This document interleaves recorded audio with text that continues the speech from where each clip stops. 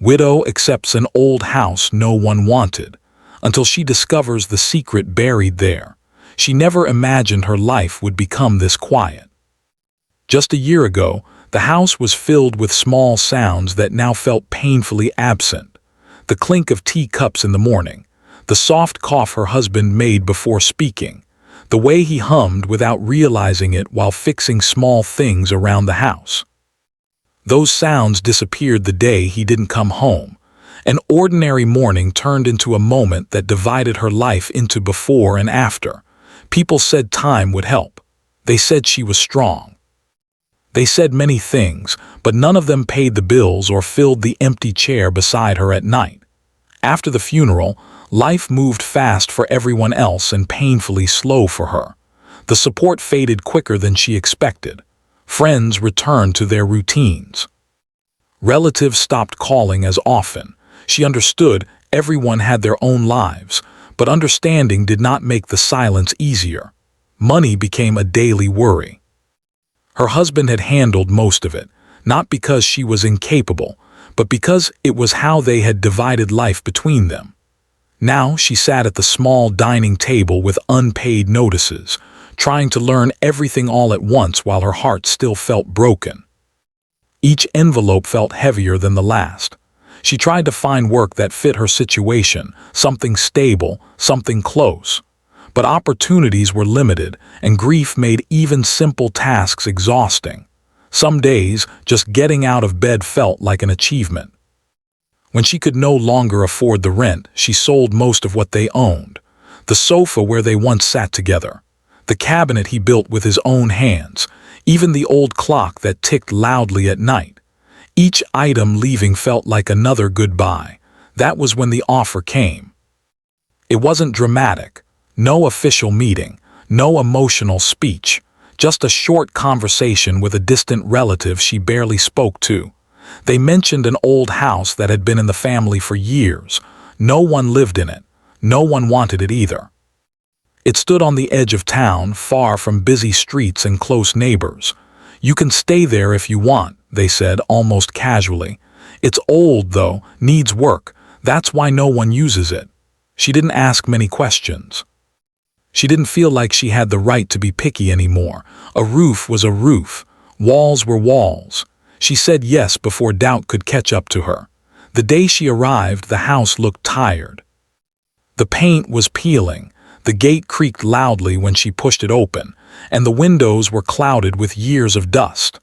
The place felt forgotten, like it had been waiting for someone who never came back.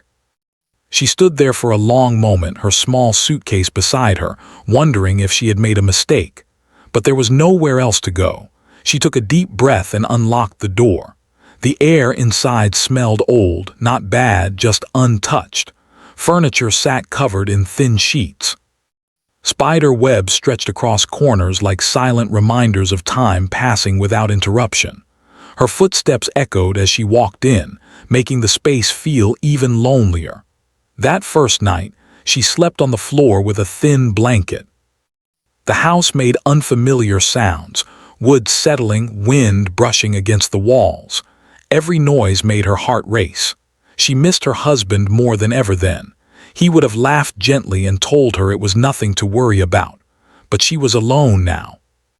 The next morning she began cleaning, not because she felt motivated, but because staying still made the sadness grow heavier. She opened windows, letting sunlight touch rooms that hadn't seen it in years. Dust filled the air, making her cough, but she kept going. As she cleaned, she noticed how solid the house actually was. The floors were strong, the walls thick. It had been built carefully by someone who wanted it to last. That thought brought a strange comfort. Neighbors rarely passed by. When they did, they looked quickly and walked faster, as if the house made them uncomfortable. When she tried to greet one elderly woman, the woman smiled politely but avoided stopping. "You're staying there?" the woman asked. "Yes," she replied. The woman paused, then nodded slowly. "Take care," she said before leaving. The words stayed with her. Over the next few days, she settled into a simple routine. Wake up early, clean a little more, cook basic meals, look for work online or in nearby shops. The house slowly started to feel less empty, though it was far from warm. At night, memories visited her without warning. She would sit near the window holding her cup of tea, remembering how her husband used to talk about small dreams, fixing a car, planting a garden, traveling somewhere quiet. Dreams that would now never happen. Some nights she cried quietly so the walls wouldn't hear. Other nights she simply stared at the ceiling, wondering how life could change so quickly without asking permission. One afternoon, while cleaning a small storage room, she found an old box tucked behind broken shelves. It was heavy and covered in dust. Inside were papers, neatly tied with string. She didn't open them right away. Something about them felt important and she wasn't ready. She pushed the box back and continued cleaning, but her mind kept returning to it. Why were those papers left behind when everything else seemed forgotten? She reminded herself that she had enough problems without digging into the past. She was there to survive, not investigate old stories. Still, curiosity settled quietly in her thoughts. That evening she sat on the front steps watching the sky change colors. For the first time in months she didn't feel completely broken. Tired, yes. Lonely, yes, but not broken beyond repair. The house, unwanted by everyone else, had given her something she hadn't had in a long time, a pause. A place where no one expected anything from her. She didn't know it yet, but this house was more than a shelter. It held memories, choices, and truths waiting patiently. And just like her, it had been misunderstood, left behind, and quietly enduring. As darkness settled around the old house, she closed the door gently and whispered to herself, "I'll try." She didn't know what the future held. She didn't know why the house felt the way it did. But for the first time since her loss, she felt the smallest spark of purpose, and that was enough to keep going for now. The house slowly began to shape her days. Each morning she woke up earlier than she needed to. Silence did that to her. Without anyone else breathing beside her, sleep never stayed deep for long. She would lie still for a few moments, listening to the faint sounds of the old place, wind brushing the walls, a distant bird calling, the soft creak of wood adjusting to the morning air. She told herself these sounds were normal. Still, they reminded her that this house carried many years inside it. After washing her face and making a simple cup of tea, she continued cleaning room by room. Some spaces were easier than others. The kitchen, though dusty, felt familiar. Cooking had always brought her comfort, even when she lacked appetite. She scrubbed the counters, wiped shelves, and slowly turned it into a place she could use without feeling like a visitor. Other rooms felt heavier. There was one room at the end of the hallway that always stayed locked. The door looked older than the rest, its handle worn smooth from countless touches long ago.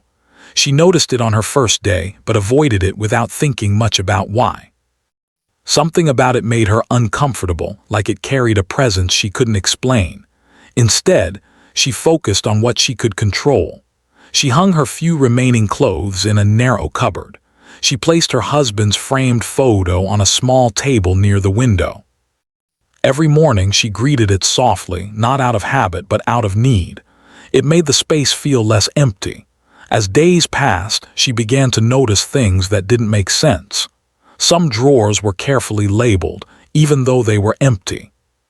Certain cabinets were locked while others were left wide open. There were hooks on walls where pictures once hung, but no marks suggesting they were removed recently. It felt as though someone had left in a hurry, but also with intention. One afternoon, while sweeping the hallway, she noticed a loose floorboard near the stairs. It shifted slightly under her foot. She knelt down, pressing it gently. Underneath was nothing but darkness, but the board looked intentionally placed, not broken. She didn't lift it. Not yet. Grief had made her cautious. Life had already taken too much. She didn't want surprises. That evening she walked into town to buy groceries. The shopkeeper, a man in his late 50s, looked at her carefully before speaking. "You're staying in the old house, aren't you?" he asked. She nodded. "Yes," He hesitated, then gave a small smile. "Must be quiet there." "It is," she replied, "but that's okay." He handed her the bag without saying anything more, but his eyes followed her as she left. She felt it again, that sense that people knew something she didn't. On her way back, she passed by a group of neighbors talking quietly. Their voices lowered when they noticed her. One woman glanced at the house and shook her head slightly. That night, she couldn't sleep. She sat on the edge of the bed, holding a blanket around her shoulders. Memories of her husband came in waves. His patience, his steady presence, the way he used to say that houses remembered people, just like people remembered houses. At the time, she had laughed and told him he thought too deeply about simple things. Now, sitting alone in an unwanted house filled with unspoken history, his words felt strangely true. The next day, she decided to clean the attic. The ladder was stiff and complained loudly as she climbed. Dust floated in the air as she pushed open the hatch. The attic was small but packed with forgotten items, old suitcases, broken furniture, stacks of yellowed newspapers tied with string. She worked slowly, taking breaks when her arms grew tired.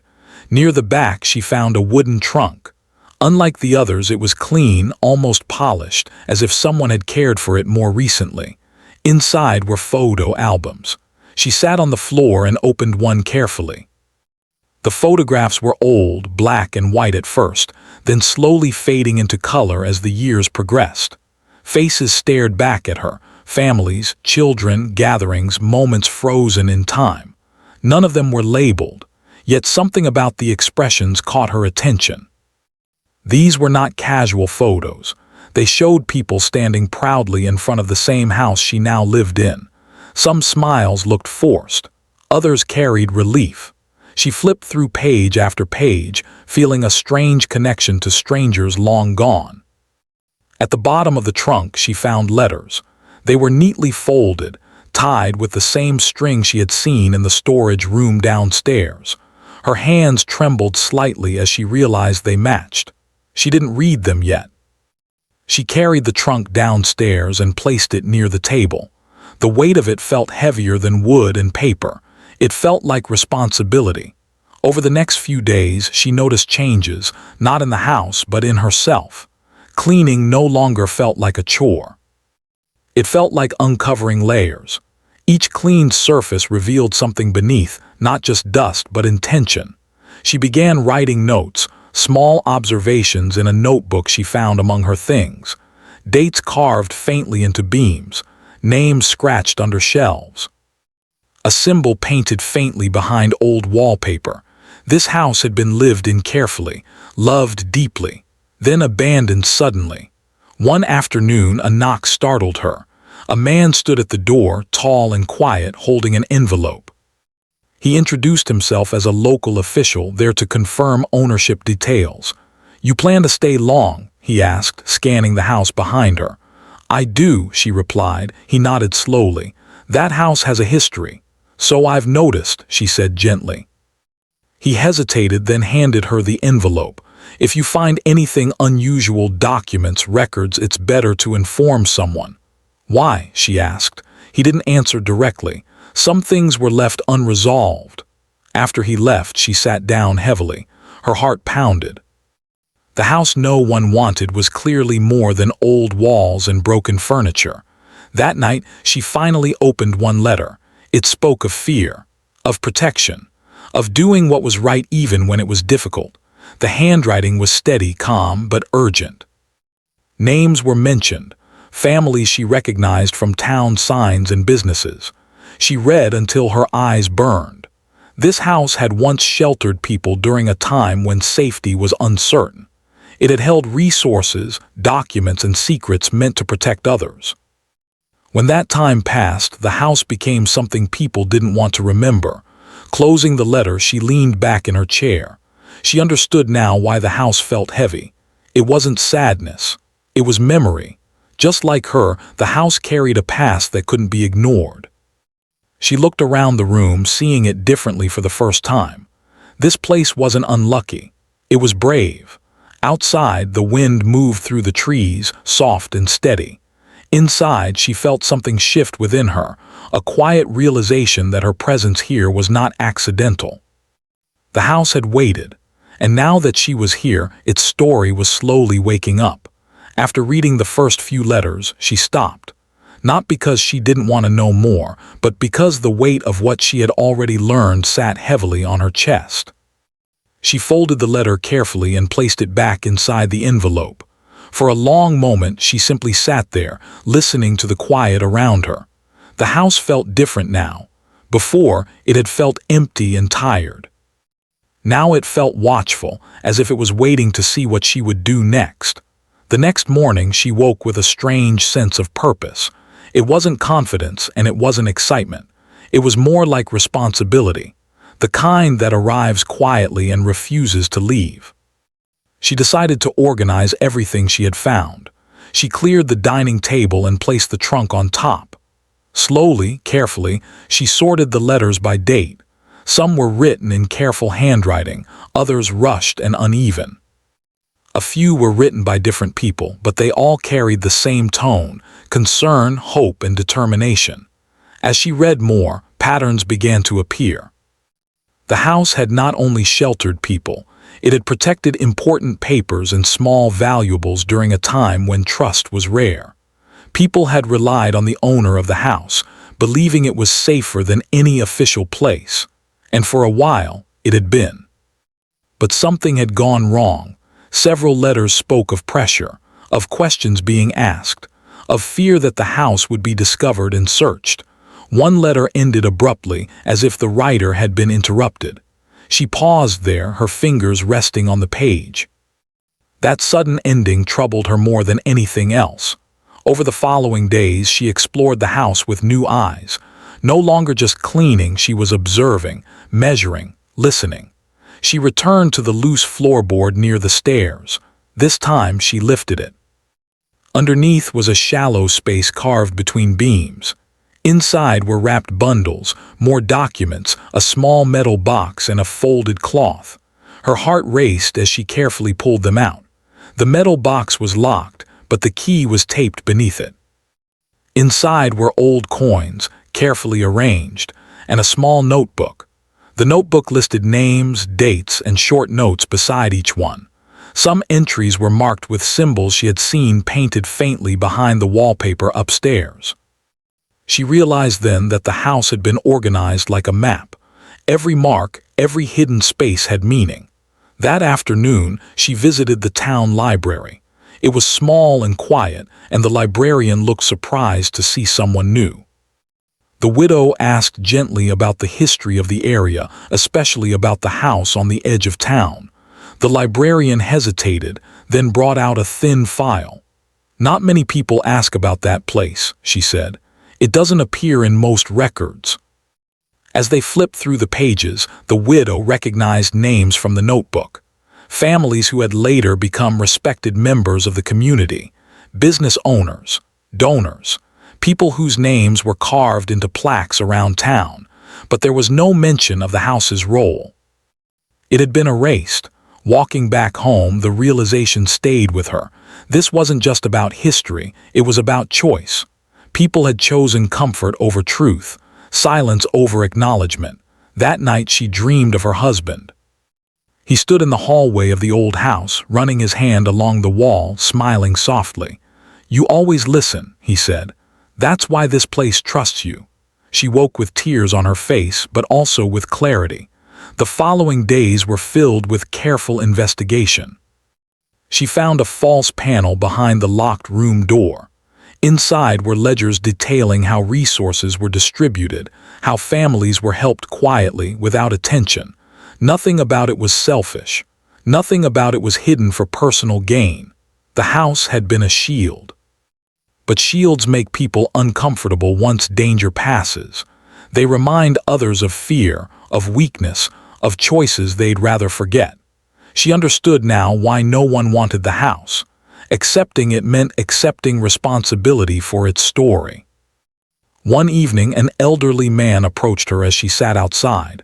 "I thought someone would come eventually," he said. She invited him to sit. He spoke slowly, carefully, as if choosing each word mattered. He had been a child when the house was active. He remembered people arriving quietly at night. He remembered his parents warning him never to speak about it. They told us silence kept everyone safe, he said, but silence became habit.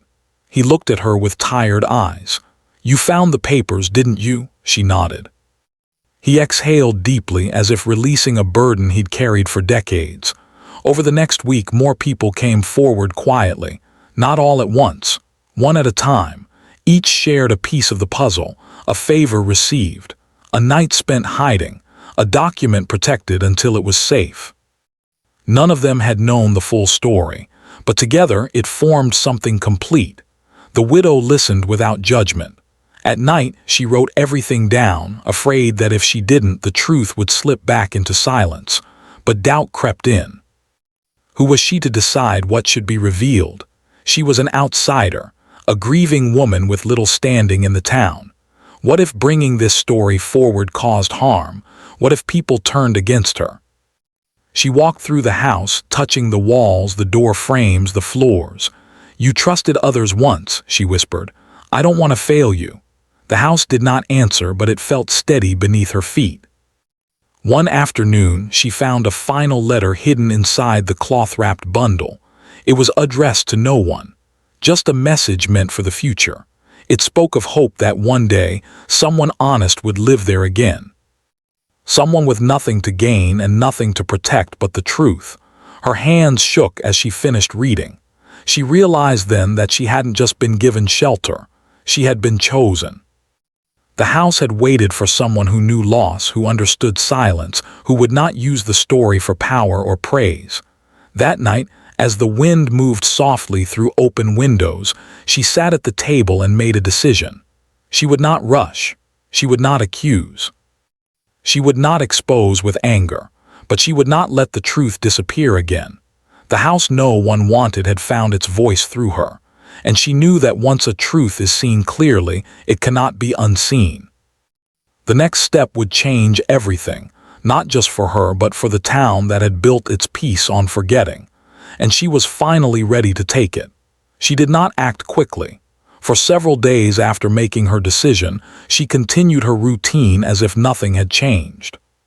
She cleaned, cooked, and took quiet walks through town. On the surface, life looked the same. Inside, however, her thoughts were heavy and focused. She was thinking about timing, about words, about how truth should be handled with care. She knew one mistake could turn honesty into trouble.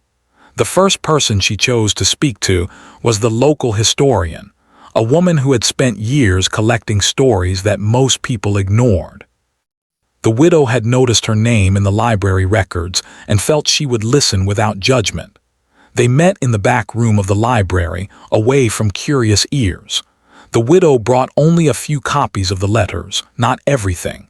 She believed trust should grow slowly. As the historian read, her expression changed from curiosity to shock, then to quiet respect. This explains so much, she said softly. There are gaps in our records that never made sense. The widow nodded. People were protected here, not just once, over many years. The historian closed the folder carefully. If this is true, it changes how this town remembers itself.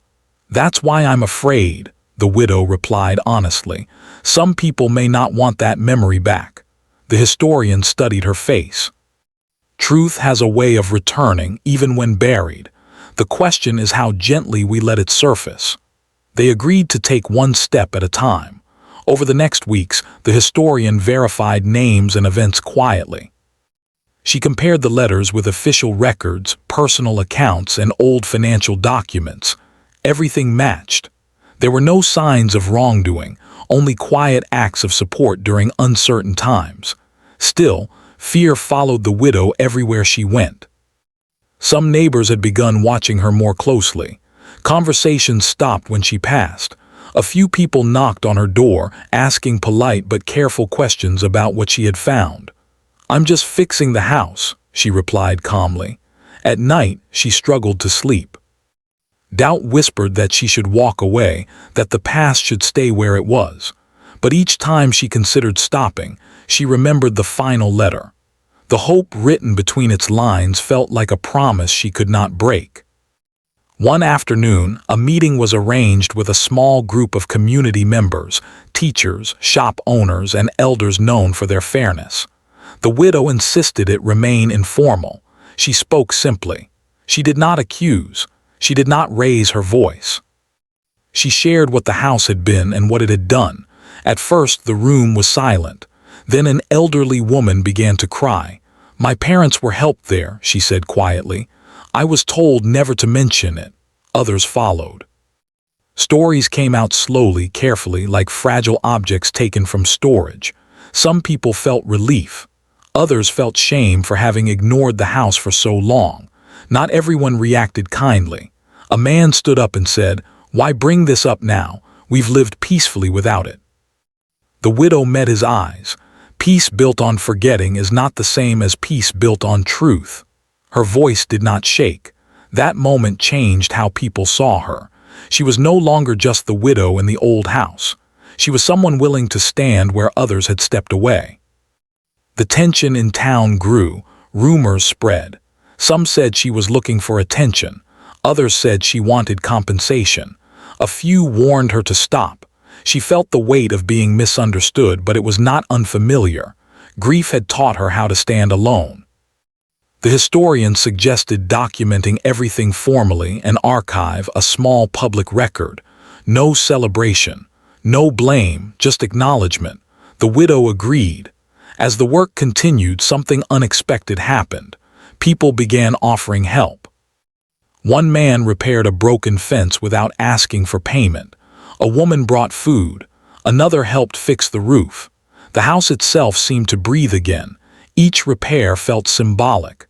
The place was being cared for openly for the first time in decades. One evening, the widow stood in the doorway and watched children pass by without fear. They asked questions. They laughed. The house was no longer avoided. Still, the final step remained. The historian proposed a small public presentation, nothing grand. Just a gathering at the library where the story could be shared carefully. The widow spent nights preparing her words. She rewrote them again and again, choosing language that healed rather than divided. On the day of the gathering, she stood before the town with steady hands.